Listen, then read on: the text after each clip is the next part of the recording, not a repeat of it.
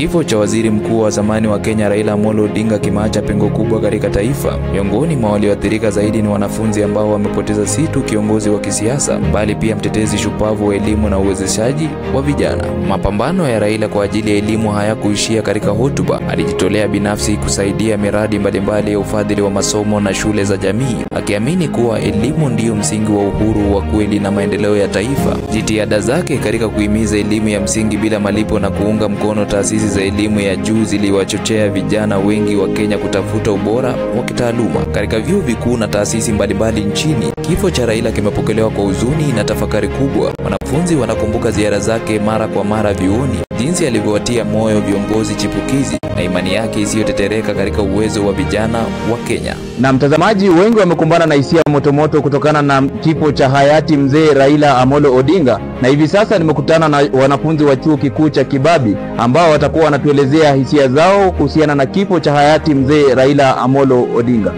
Kwa majina naitwa Edwin Wedin, mwanafunzi wa chuo kikuu cha Kibabi.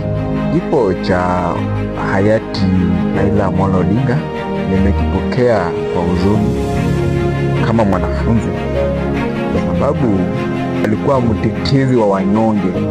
Raila amekuwa mtetezi wa wanyonge sana kwa muda mrefu. Ukifuatilia historia yake utapata amekuwa akipigania haki za Wakenya. Nando Moffat Eli, student at Kibabi University. It's a very good question about how Raila kusaidia kujenga life. I'll say we are in a somber mood, right?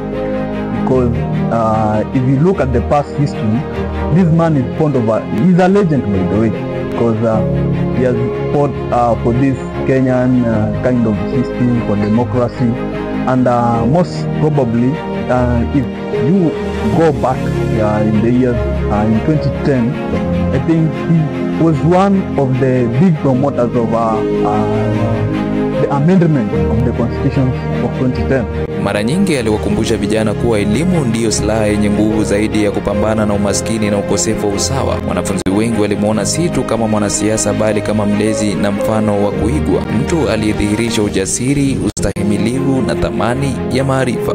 Consequently, for the first time in our country, some children are in court seeking to establish their true grades, while the education ministry is admitting students to Form 1, including those still challenging the marks they were awarded. This impunity and corruption that is messing up the future of our young children is sanctioned from the highest offices in the land. Kadri taasisi za elimu zinavyoomboleza, kuna pia mwito mpya wa kuheshimu urithi wake wa kuendeleza azma yake, kuimarisha elimu bora, kutetea haki za wanafunzi na kuhakikisha kwamba elimu inaendelea kuwa kipaumbele cha taifa. Mimi naenda salimu watu wangu. Salimu wa Kenya, mimi nakufa, lakini mimi nakufa kwa niaba ya Wakenya.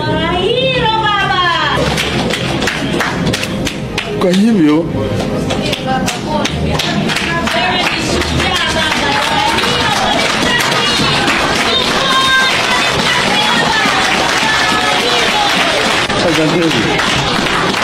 asanteni.